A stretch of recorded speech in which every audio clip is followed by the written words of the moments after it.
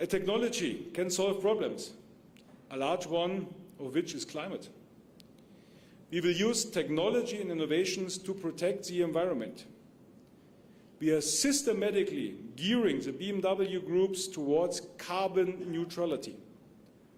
What does this include? First, we are continuing to ramp up e-mobility for all our brands. Mini and Rolls-Royce will be exclusively all-electric from the early 2030s. In addition, we will be taking our core BMW brand into a new, fully electric dimension with the Neue Klasse, the new class, from 2025 onwards. We strive to lower the carbon footprint of individual mobility as much as possible, with a pragmatic, transparent, and technology-open, very important technology-open approach. It is our responsibility to lower the carbon footprint, also for customer segments and regions where infrastructure requirements for electric vehicles are not sufficient available yet. Further increasing the efficiency of internal combustion engines contributes to our goal of lowering overall CO2 emissions. Second, we are strongly committed to climate-neutral mobility. We have again tightened our ambitious sustainability goals for the supply chain production and use phase to achieve this. Here in South Carolina, we partner with Sustain SC to advance our sustainability goals. And make no mistake, this is not a question of compromise. Far from it. The ultimate driving machine just became the ultimate electric driving machine. And thirdly, we focus on circular economy.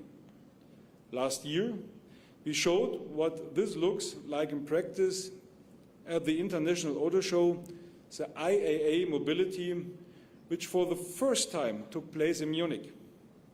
I was proud that South Carolina was represented with this delegation, and impressed that you, Herr Leitze, joined us after only 2 weeks in the job to learn the industry trends and see firsthand our approach to sustainability and circularity. We have received highly positive feedback worldwide on the BMW iVision Circular. It is made of 100% recycled material and it is 100% recyclable. And we don't just make announcements. We let our actions speak for themselves. For example, we are sourcing green steel manufactured using hydrogen and green power. As a result, we can drastically reduce CO2 emissions starting at the very beginning of the supply chain. In addition, we are working on an agreement with US steel manufacturers to switch local steel production to green electricity. The real question, after all, what it is a vehicle's overall carbon footprint throughout its life cycle, from the use of the raw materials through the industrial manufacturing and active usage all the way to recycling. To consider the entire life cycle, we must all work together in the same direction. Manufacturers, suppliers, communities, and energy providers for more significant impact and shape state and federal policy. South Carolina's pro-economic development incentives and programs tied to renewable energy will be critical for future success. Renewable energy will provide a competitive advantage for the state in attracting new businesses. BMW supports the infrastructure discussion with utility companies to get agreements on the future power mix. Our transition to carbon neutrality is changing our manufacturing processes, and our existing and future workforce will need to acquire new skills. We need to work with our technical training and higher education partners to influence the required specialized training to support our future electric vehicle manufacturing economy. We need to be able to attract people to automotive jobs here in South Carolina. But it's also upon us to work with our education and training partners to make sure that they have the knowledge that will be required. 30 years ago, BMW Group announced that it will build its first production factory outside Germany. BMW chose South Carolina as the location because of the deep water port of Charleston, its advanced technical college system, and for sure the strong work ethic here in the state. And since then, we never look back. Following this announcement in 1992, our company has invested nearly $12 billion in our South Carolina operations. And we continue to expand our footprint here in the upstate. This summer, our logistics operation will include a new building developed across Interstate 85. The new logistics center will allow us to consolidate our logistics processes and implement efficiency measures to more sustainable logistics operation. And our new technical training center will open in the fall. It will be our new home for advanced upskilling, introducing new technologies and exploring innovation, and inspiring our associates and leaders to collaborate and grow in all phases of their career journey. The training center will also include the BMW Scholars Program, conducted with 4 upstate technical colleges. And today, ladies and gentlemen, I am pleased to announce a further expansion of our operations. BMW is investing more than $200 million in constructing a 219,000 square foot press shop at Plant Spartanburg. And this investment includes more than 200 new jobs. This new press shop will start production in the summer of 2024. It will take raw coils of steel, cut them into blanks, and stamp sheet metal parts for the future BMW models. Those components include hang-on parts, such as the vehicle's 4 doors, fenders, exterior body sides, and lift gates. The BMW Group is known worldwide for the outstanding quality produced in its press shop. And I'm really personally excited to add this new technology to Plant Spartanburg. And we continue to launch refreshed and new BMW X models.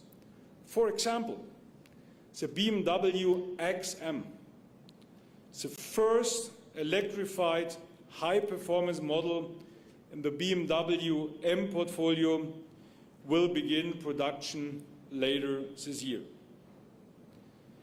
Since the early days after the first opening, our footprint has grown by 600%. Today, we are the largest plant that the BMW Group operates globally. And ladies and gentlemen, we are facing challenging times. The impact of the pandemic and supply chain bottlenecks will continue to challenge us. And all of us here today are most likely experiencing a significant transformation in how we do business now. We at BMW are rethinking our processes and introducing new technologies and innovation to sustain our role as premium manufacturer. Digitalization and automations are the game changers to meet the challenges of Industry 4.0. Today, a 3D digital footprint of our plant allows for virtual planning. We use artificial intelligence for material planning and closed-loop production systems, and our logistics operations are becoming more autonomous.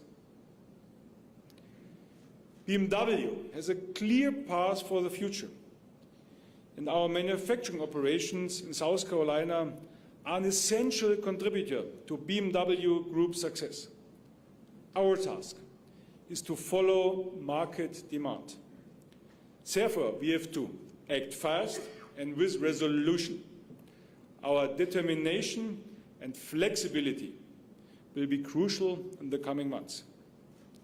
I see and appreciate the dedication of our South Carolina partners. It gives me the full confidence that we will together be successful. Because what we do today plants the seeds for tomorrow, allowing our associates, our community, and our customers to thrive in every way. Thank you very much.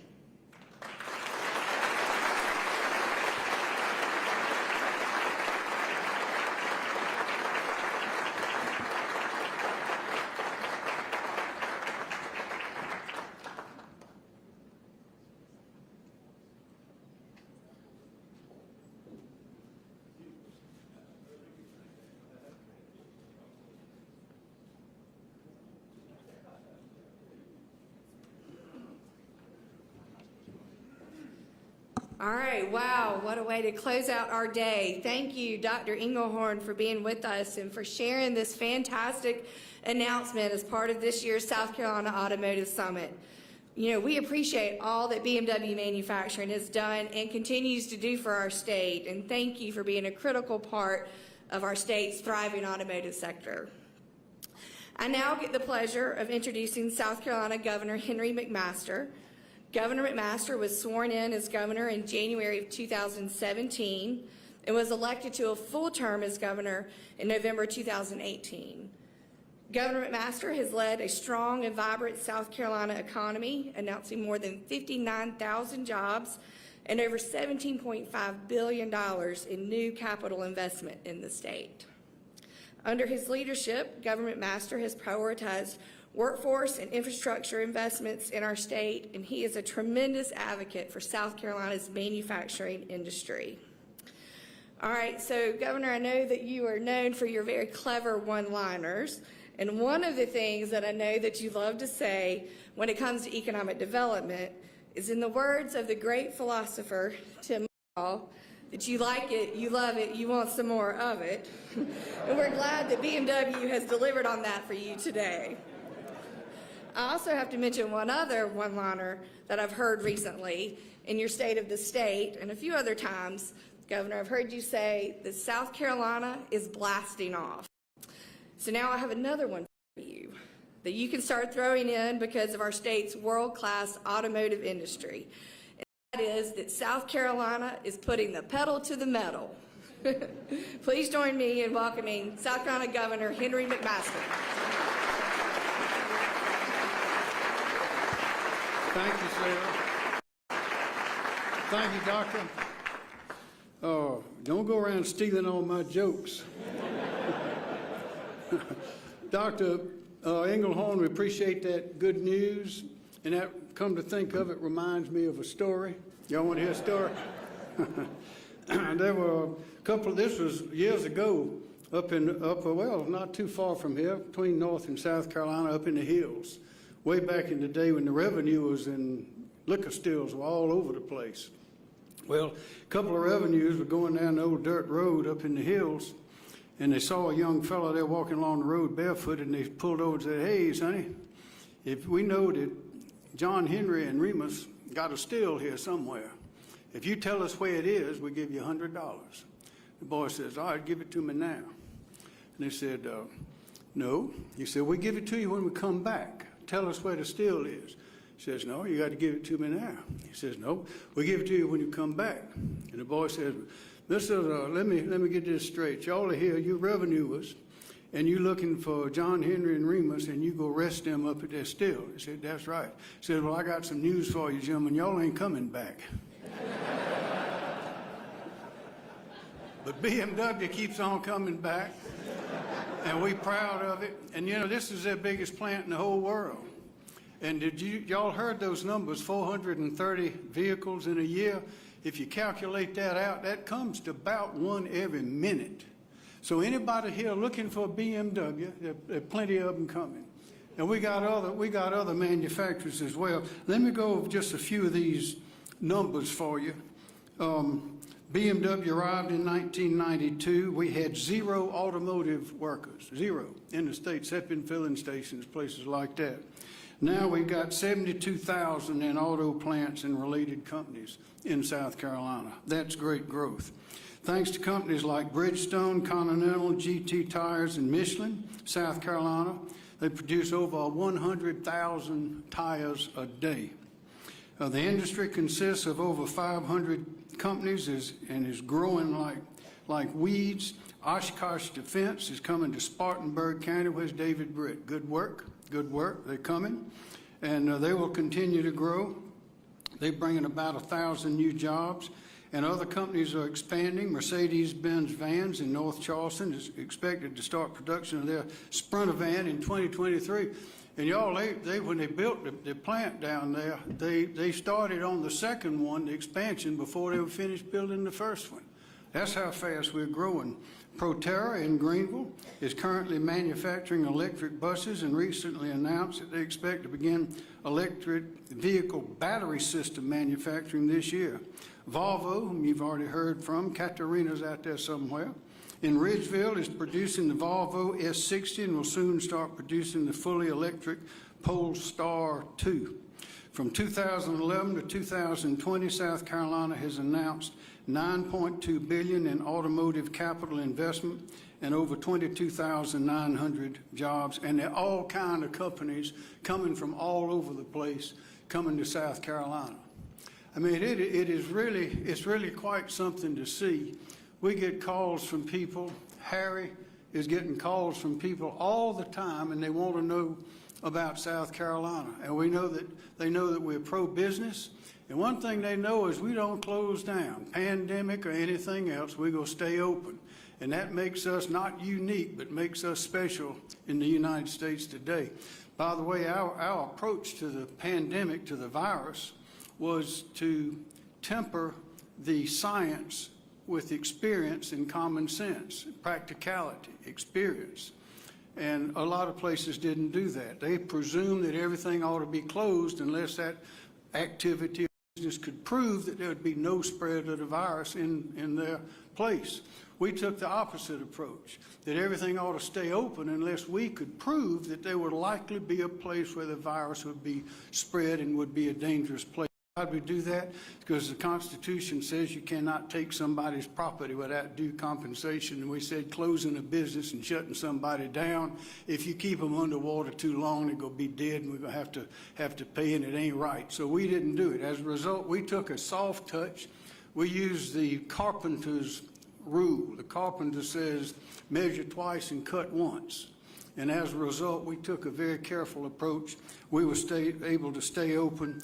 And our right to work, our staying open at every opportunity, our beautiful mountains and the low country and the rivers and all the water and all of that we have just makes this place, our very pro-business attitude makes us almost unique in the United States. And we're going to keep on doing it that way. And one reason we're able to do things so fast is because everybody knows everybody around here. A lot of us are related. In fact, I wouldn't be surprised if old Englehorn over there is not related to somebody in this audience.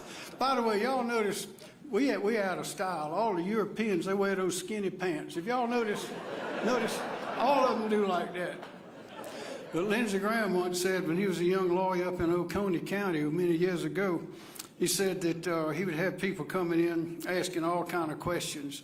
And one of them that he got from time to time was something like this. They say, well, Mr. Lawyer, says, if we are married in South Carolina and divorced in Georgia, are we still cousins? So that's how related we are. But that gives us something. That gives us something nobody else has. You can pick up the phone and call people, get things done. It's all about relationships, and it's all about people. And as Mark Clark, great general, World War II, four-star general, president of the Citadel, said when he was down at the Citadel, said there's more patriotism per square inch in South Carolina than any place in the world. And that patriotism translates into loyalty, it translates into discipline, it translates to all the things that are important to getting things done. And the president of BMW not long ago said in a forum like this, he said, South Carolina is a handshake state. When somebody in South Carolina gives you their word, they keep it. And Charles Daniel of Daniel Construction, later Floyd Daniel, y'all remember a building over there named after him. He said he'd rather have a man's handshake than his signature on a dozen contracts. See, we're different. And people coming in from around other places say they can tell when they get to South Carolina. They don't need a map, they don't need a sign. I say, how you know that? They say, well, when we go into a restaurant or go to a gas station, get ready to pay her money to leave, the lady at the cash register will call me honey, sweetie, darling, and dear before I'm out of the room. Check it out. Go somewhere and buy something and see if you don't get that treatment. We are different. We understand how important it is to have good business relationships, and we are wide open. As Sarah said, we are going to have the pedal to hit the metal, and we are ready to go, and there's not another state in this country that's got what we have and can do what we have. A couple other things for you to know. We're going to provide the labor. We're not going to close. And where's Tim Hardy? All right, stand up, Tim. They will see you later. See that man right there? He's in charge. Stand up there, Tim. He's in charge. Turn around. Turn around. He's in charge of the technical education system in South Carolina. Thank you very much, Tim. He's got 16 schools under his jurisdiction, and they are red hot. Where a business wants to come to our state or from anywhere, across the ocean, anywhere else, they can tell us that they will send people. Ready SC, Harry will send people to that plant, wherever it is, see what kind of help they need, see what kind of skills they need to have, come back, set up a curriculum, and produce those kind of people right here for them before they even get here. And how much does it cost? Nothing. There's not another state in the country that does that. And that's what Dr. Engelhorn was talking about. That's all the collaboration and relationships we have between business and industry and government. It's government's job to help when we can't get out the way the rest of the time. But those kind of relationships make us different. And it means that we are going right straight to the top. A couple of other things. Right now, we put about $29 million. I had some at my own discretion and a little bit more we got that we put into the technical college system for scholarships in the technical college system for high demand jobs. And it worked like a charm. We've had about 5,000 people come in, some old, some just out of school, but it was for high demand jobs, not just any job, but those in high demand. How do we know what was high demand? The businesses called the technical college system and told them this is what we need. So we produced a whole bunch of people that went to fill those jobs. It worked like a charm. It worked so well that I've asked the legislature, and I think they're going to give me $124 million more dollars to put in the workforce scholarship for the future plan. It's going to work. We've already shown that it can work, and it's going to work. And we're going to have young people and some older people who want to go back and learn another trade, another kind of business skill. They'll be flooding our technical college system. And of course, you know, as was mentioned by Dr. Egelhorn, we have relationships and memos of understanding with the research universities too. And so they can come in and they provide the brain power. The future's going to take brain power. We're not just planting corn and things now. I mean, we're going into the future. And it's going to take a lot of brain power. Fortunately, we've got it. Fortunately, our research universities, as well as all the four-year schools, are willing to cooperate 100% with any business that needs their help. and they've asked for it. Many of them asked for it. And I'll give you an example. When Samsung came, remember President Trump invited them to come to the U.S. They came looking in the U.S., decided to come, chose Newberry. They opened a plant there. They make washing machines. Next thing you know, President Trump and Peter Navarro put a tariff on washing machines. Well, because Samsung had entered into memos of understanding for research and development with Clemson and USC, they were able to survive that and go on without a hitch. That's what you can do in South Carolina. They don't do that in other places. And they're expanding now. They love South Carolina. And I do too. I know you do as well. So what kind of people will this help? This will produce, I'll read you some of them. They can get an associate degree or a certificate or credential in truck driving, commercial truck driving, welding, manufacturing. Get a certificate there. That way you don't need you can get through a certificate or certification, you can get the experience you need to go to work in one of these manufacturing plants. Forklift operators, heavy equipment operators, nursing assistants, the manufacturing certification, certifications of phlebotomists, all kind of things that go through the technical college system. And a couple of other things. We are going to build so many new roads. We got a lot of extra money that has come in. As you know, we're going to have to pay it back one day, so we need to get our businesses going. But we're going to have we've got so much money coming in that on all these new cars that are being produced, they're going to have fresh, clean pavement to drive on, all hundreds of miles all over South Carolina. Those of you who've been bumping around in your cars, that's a thing of the past. It's going to be like gliding on silk in South Carolina. So, I almost forgot.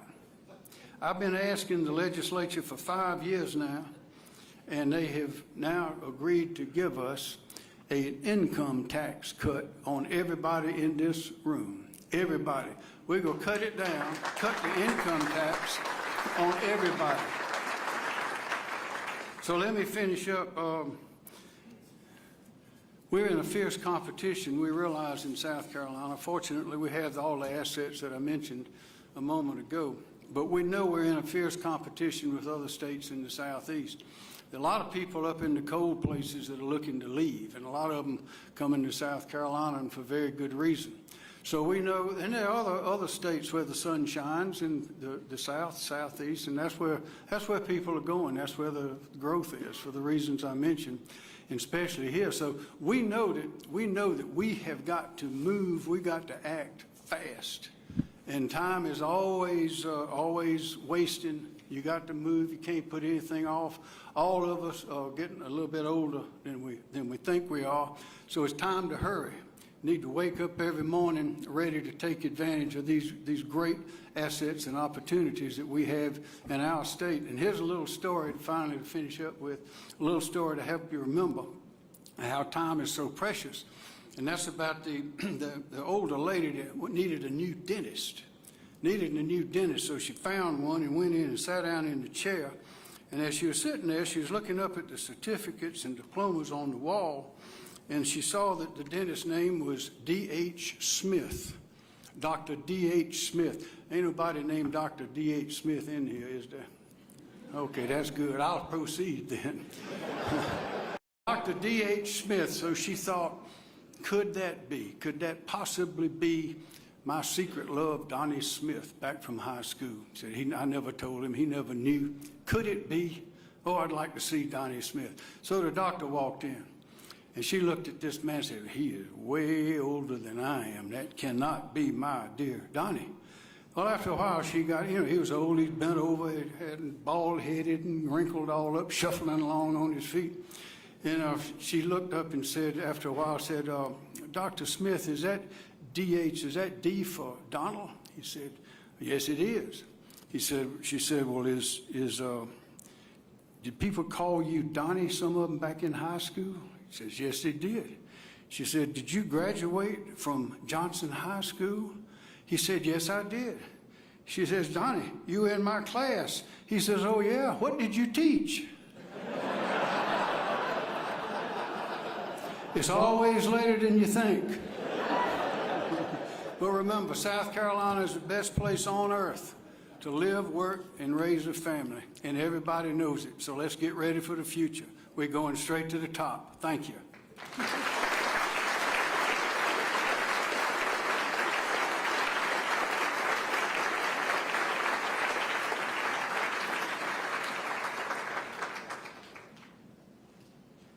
Thank you, Governor and Dr. Engelhorn. I think your announcement deserves some celebration. So everybody, please head next door to our reception sponsored by Sage Automotive Interiors, and we'll see you back here in the morning at 8:30.